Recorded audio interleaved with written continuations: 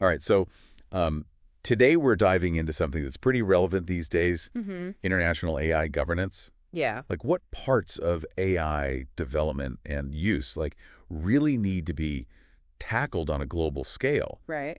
And we've got a pretty unique set of sources for this deep dive, Yeah. starting with this paper from way back in 2000. Right. What should be internationalized in AI governance? Yeah. I know it feels like forever ago in like the AI world, Yeah. but that's kind of what makes it so interesting to look at, like Oh. how much has changed and how much has stayed the same. Absolutely. It's fascinating to see how this early work foresaw the need for global cooperation on AI, Mm. even, before the tech had advanced to where it is now. Exactly. And to ground this in the here and now, Yeah. we've also got like a ton of recent articles and reports, even some real world AI incidents Sure. that you gave me, Yeah.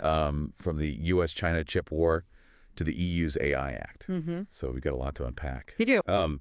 So our mission today is to figure out what this 2000 paper got right about the need for international cooperation, Mm-hmm. what it might have missed given the AI landscape we have now, Right. and ultimately what you need to know about the efforts to shape AI's global future. Exactly. So Yeah. let's start with that 2000 paper. Okay. Even back then, the authors were making a strong case for international AI governance. Yeah. What were like their main arguments? Well, one of the key points they made was about the interconnectedness of AI. Okay. They argued that AI wouldn't be confined by borders. Mhm. Its development and impact would have ripple effects across the globe. Okay. And that's become even more evident today with AI technologies being developed and deployed in so many different countries. So even in 2000, they were seeing AI as this global phenomenon, Yes, not just something happening in isolated labs. exactly. That's pretty insightful. Hmm. They also seemed particularly worried about AI deepening existing inequalities Oh, absolutely. and power imbalances. Yeah, and they didn't just raise the concern, they dove into specifics. Okay. Like, for example, they argued for equitable access to AI's benefits, Huh. meaning everyone should have the opportunity to benefit from AI advancements, not just a select few. Right. And they also discussed the need for safeguards against AI being used to further marginalize or exploit vulnerable populations. Okay. These are issues that are still at the forefront of discussions about responsible AI development today. Yeah, it's interesting that they framed these issues in terms of power dynamics. Hmm. It's not just about the technology. Right? It's about how that technology can be used to reinforce Yes. or challenge existing power structures. Exactly. Okay, so the paper makes this compelling case for why international cooperation is needed. Yeah. But as we know, Yeah. getting countries to actually cooperate Right. on something as complex as AI, Yeah. that's a whole other challenge. Absolutely.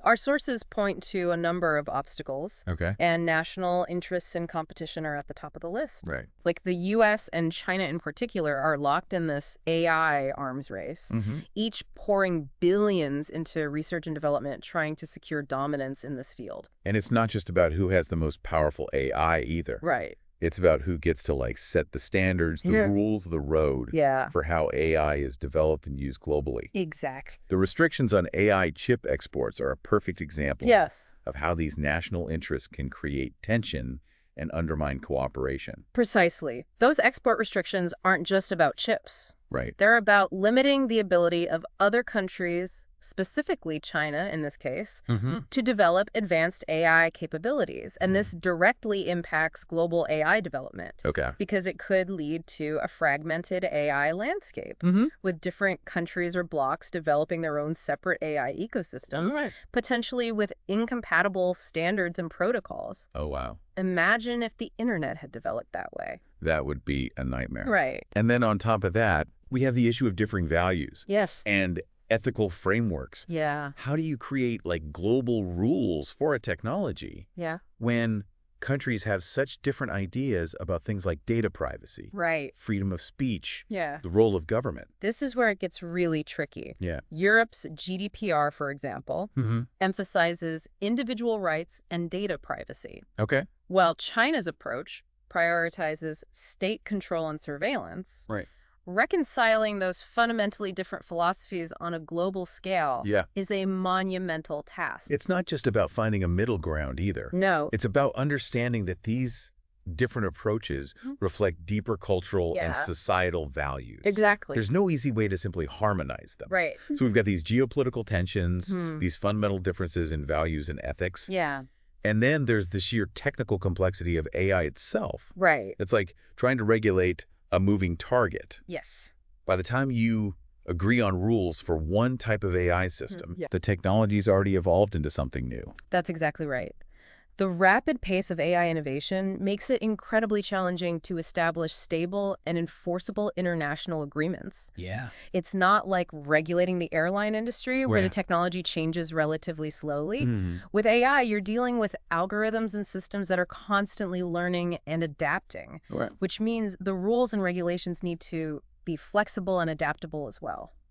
So with all these challenges, you might wonder, Yeah, is there any ever hope right. for international AI governance? Good question. Is anyone even trying to make this happen? Well, despite these hurdles, Okay. there are genuine efforts underway to shape AI's global future. Okay. And it's more than just talk. We're Mhm. seeing concrete initiatives and organizations emerging Okay. that are attempting to bring some order to this AI Wild West. Okay.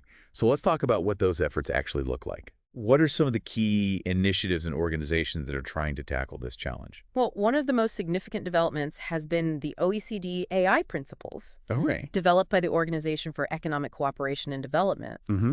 This was a landmark achievement because it was the first set of intergovernmental guidelines for responsible AI development and use. And it's had a real impact, hasn't it? Oh, absolutely. Many countries have incorporated those principles into their national AI strategies. Absolutely. While it's not a binding treaty, Right. it's provided a powerful framework that's setting the tone for global discussions about AI governance. Okay. It's also encouraged countries to think about AI not just in terms of technological advancement, Mm-hmm. but also in terms of its broader societal impact. So it's a step in the right direction, even if it's not a complete solution. Exactly. What about the Bletchley Declaration? Yeah, That seemed to generate a lot of buzz it did. when it came out last year. The Bletchley Declaration, signed by a number of leading nations in November 2023, marked a significant step forward in international collaboration on AI safety. Okay. This agreement goes beyond just setting ethical guidelines. It focuses on practical steps to mitigate the risks Oh, okay. associated with powerful AI systems, Okay. including joint research initiatives and information sharing. And the fact that so many countries signed on, including potential rivals like the US and China, Right. shows a growing recognition that AI safety is a global issue Yes. that requires a collective response. Exactly. It's a recognition that the potential dangers of AI, like the development of autonomous weapon systems or the misuse of AI for surveillance and control, Right. these transcend national borders and require a coordinated international approach to mitigate those risks. Okay, so we've got the OECD principles setting some ethical guidelines. The Bletchley Declaration focused on AI safety. Yeah. And then we have the EU AI Act, Yeah. which seems to be taking a much more regulatory approach. The EU AI Act is definitely a game changer. It's the most comprehensive attempt to regulate AI to date, Mm-hmm. and it's having ripple effects far beyond Europe. Wow. Many see it as a potential blueprint for global AI standards. Yeah, it's interesting because it's a regional regulation, Yeah, but it's setting a pretty high bar for the rest of the world. it is. Can you give us like a quick overview of what it actually does? Sure.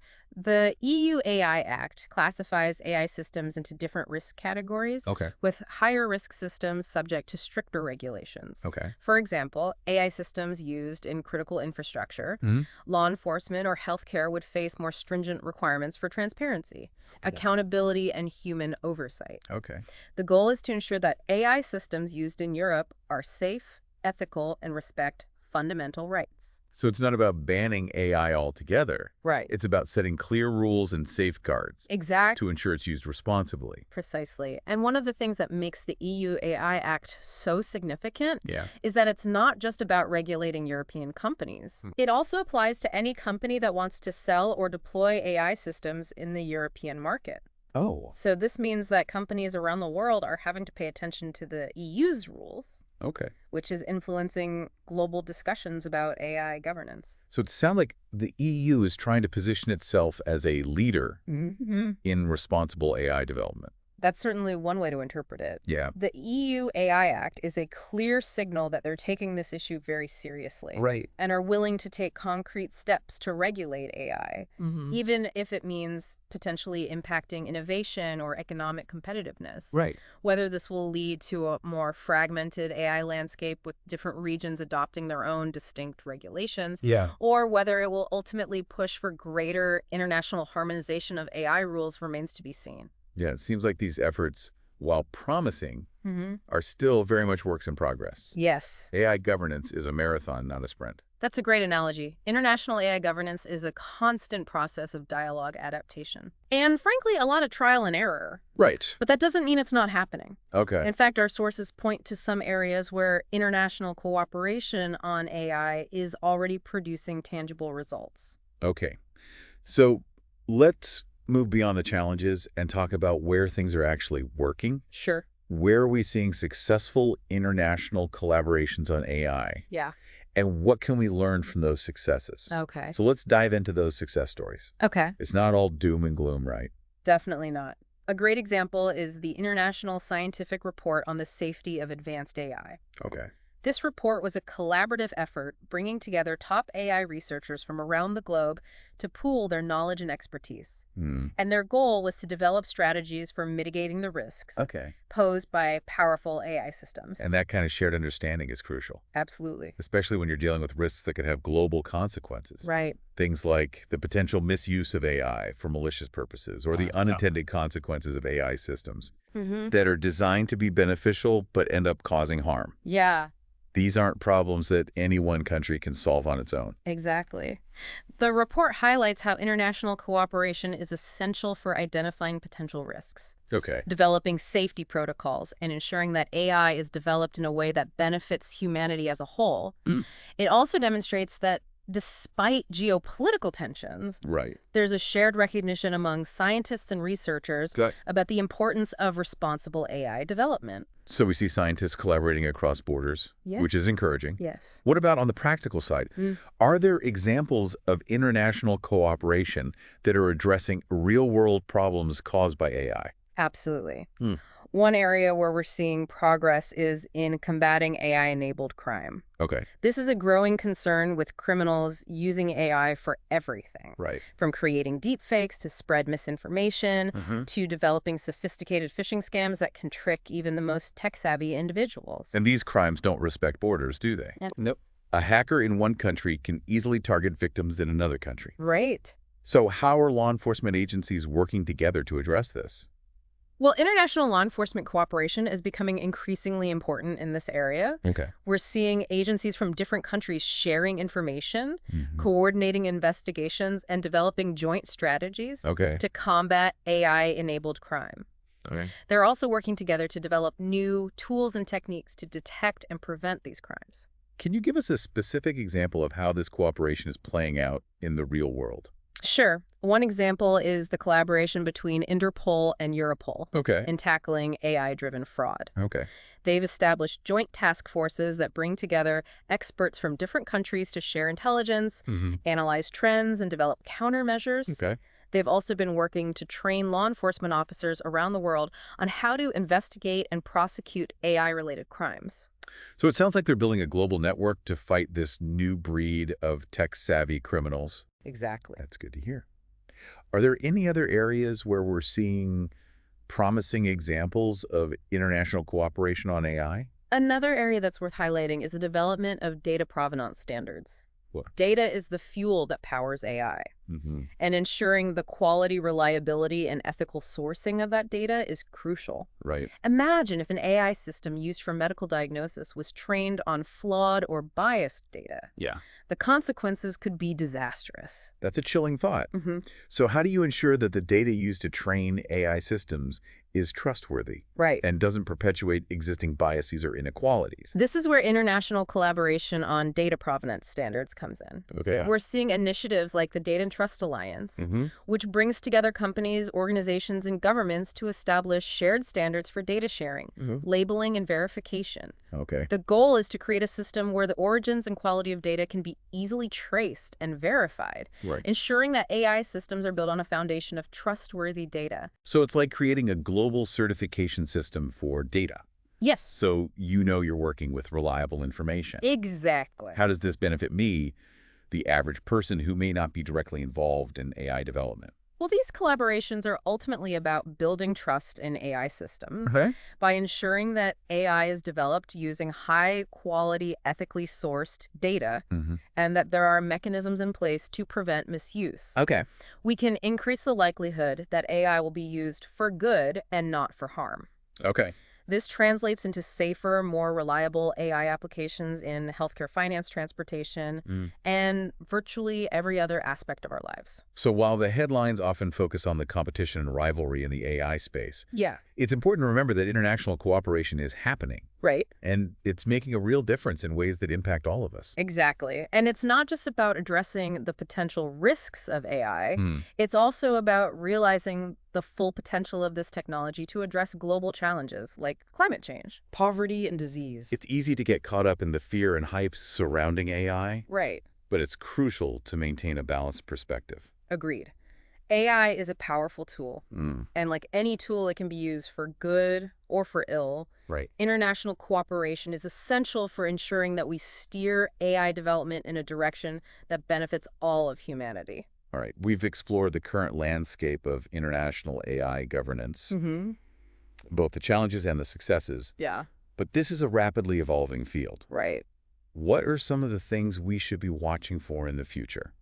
What are the emerging trends or potential game changers that could shape the future of international AI governance? Well, the sources you've provided offer some fascinating insights into potential future directions. Okay. One of the biggest unknowns is how emerging technologies like quantum computing will impact the field of AI. Quantum computing is one of those things that feels like it's always just on the horizon. Yeah. But when it finally arrives, it could have a massive impact on AI development. Exactly. Quantum computers have the potential to vastly accelerate the development of AI systems, Okay.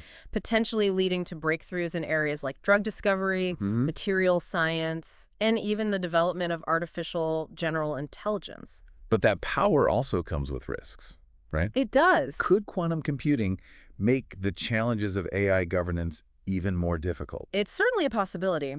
More powerful AI systems will require even more robust safety protocols and governance mechanisms. Yeah. And if quantum computing leads to the development of artificial general intelligence, or AGI, the implications for international cooperation become even more profound. AGI is a whole other level of complexity. It is. We're talking about AI systems that could potentially surpass human intelligence in all aspects. Yes. How do you even begin to think about international governance in that scenario? That's a question that researchers and policymakers are already grappling with. Some argue that we need to start thinking about international treaties or agreements that would govern the development and deployment of AGI, similar to the treaties that regulate nuclear weapons. That sounds like a pretty bold idea. It is. But given the potential risks, it's not surprising that people are thinking along those lines? It's a recognition that AGI could represent a fundamental shift in the balance of power, not just between nations, but between humanity and machines. Right. And navigating that shift will require unprecedented levels of international cooperation and foresight. So we've got quantum computing and AGI on the horizon, potentially reshaping the AI landscape in profound ways. Right. What about the frameworks for regulation? Yeah. Are we likely to see more binding international treaties on AI? Or will the focus remain on more flexible and adaptable approaches? That's a key question, and there's no easy answer.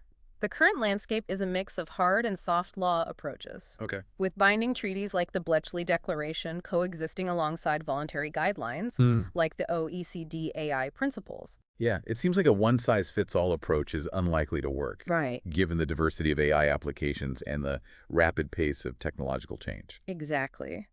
We may see a move towards more modular and adaptable regulatory frameworks that can be tailored to specific applications and risk levels. Yeah. This could involve a combination of international agreements, national regulations, and industry standards.